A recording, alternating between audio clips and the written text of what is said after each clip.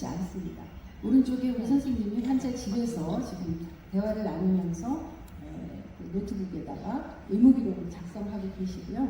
가시면 우선 이제 환자 상태를 보시고 욕창이 심하기 때문에 욕창 처치해 주시고 당장 저 침대를 의료용 의료로 바꾸라는 조언을 해주시고 나오고요.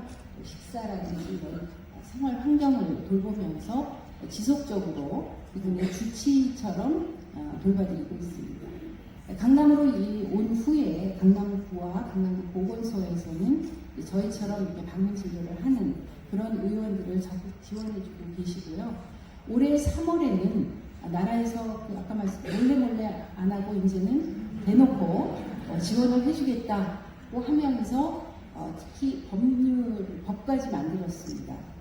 요 의료 지금까지는 사실 나라에서 돌봄에 치중했었는데 아니구나, 나이가 드니까 다 병들고 그 병과 관련된 의료적인 것을 제공하지 않아서는 곤란하구나 해서 의료와 요양을 그 사람이 살고 있는 지역에서 제공해야지 되겠다라고 해서 이런 법을 제정하고 3월부터 그 법에 따라서 이런 그 대상자들을 진료하는 일을 지원하고 있습니다. 그러나 아직 예산이 터무니없이 부족해서 이제 시작인 단계인데요. 그러면서 이거를 재택의료라는 이름을 붙이고 이런 일을 하겠다고 하는 기관에다가 재택의료센터라는 이름을 부여하면서 지금 나라에서 이런 제도를 시작한 단계입니다. 서울에는 현재 55군데가 55군데가 재택의료센터로 지정이 되어 있습니다. 그래서 어디 사시는지에 따라서 가장 가까운 재택의료센터에 필요한 것을 요청하시면 의료적인 것을 돌봐드리게 됩니다. 서울 365호는 서울의 중심 강남에 위치하고 있습니다.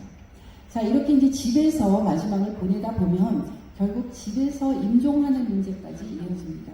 저희가 환자분들을 집으로 찾아가서 이야기를 나누다 보면 지금 수년째 집에서 돌보고 있는데 돌아가시는 것도 가급적이면 집에서 돌아가시는 게 편하겠지.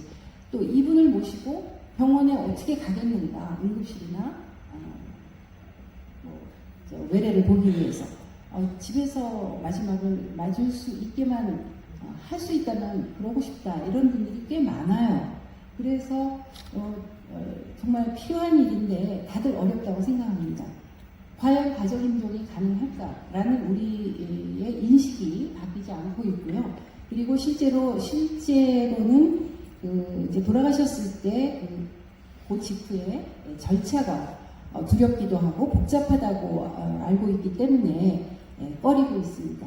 사실은 법률적으로 집에서 돌아가신 분은 법적으로는 변사자로 취급하도록 되어 있어서 어쩔 수 없이 경찰과 과학수사대가 집으로 와서 이분의 그 사망 원인을 판단을 하도록 되어 있습니다. 그래서 이건 피할 수 없는 것이지만 그 과정을 조금 더 유연하게 할 수 있는 방법이 없지는 않습니다. 그리고 아까 국회 사진에서 나온 가정용 호스피스, 지금 확대해야 된다고 주장하지만 쉽게 늘어나고 있지 않습니다. 가정용 호스피스는 상급 병원에서 이제 주치의가 의뢰를 해서 그 병원에 있는 가정간호사와 사회복지사, 의사 이렇게 해서 호스피스 팀이 집으로 가서 마지막에 육체적, 신체, 정신적, 영적 돌봄을 제공하는 건데요. 이게 보통 어려운 일이 아니고 또 다시 말해서 진료를 열심히 해도 수입이 되지 않기 때문에 이 일을 하는 병원들이 쉽게 늘어나고 있지 않습니다. 그래서 이기도 하고 그 다음에 이제 집에서 돌본다라고 생각하니까 엄두가 안 나는 거죠. 누가 어떻게 돌볼 것이며 그 비용은 어떻게 감당하나, 이것 때문에 사실은 집에서 임종을 하시도록 하고 싶어도 못하는 현실입니다. 그러나 불가능하지는 않다고 생각합니다. 그리고 방문 진료를 하는 저희 같은 의사의 의료팀이 이런 가정인종을 맡아야 된다는 생각이 시간이 지날수록 더 강하게 들고 있는데요.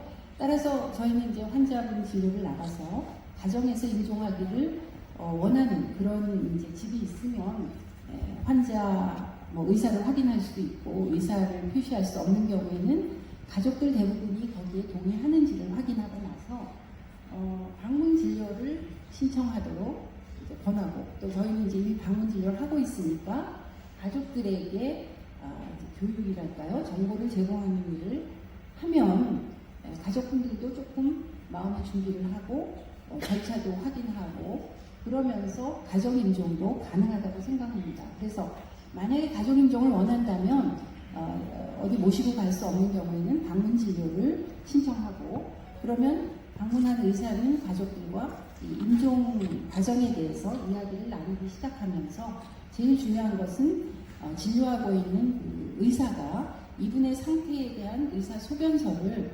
우리도 지금 이제 살아계실 때 의사 소견서를 몇 달에 한 번이고 써서 가족이 갖고 있도록 하는 것이 중요합니다.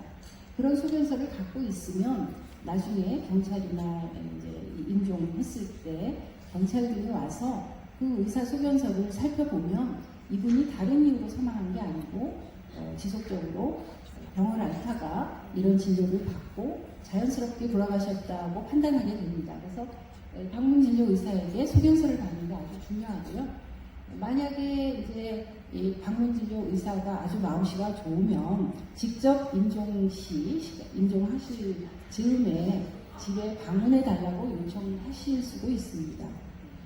그리고 만약에 이제 그런 경우에는 방문하는 의사가 사망진단서를 써줄 수가 있고요. 최소한 사망 직전 이틀 48시간 이내에 돌아가셨으면 진료하는 의사가 사망진단서를 써드릴 수 있습니다. 그게 불가능할 때는 이제 아까 말씀드린 것처럼 경찰에 신고를 하시고 경찰과 과학수사대에 판단을 받은 후에 경찰이 이거는 병사로 인한 자연사다 그러면 검안의를 집으로 불러줍니다. 그러면 검안의가 이제 돌아가신 분을 한번 검안을 하고 사체 검안서, 이게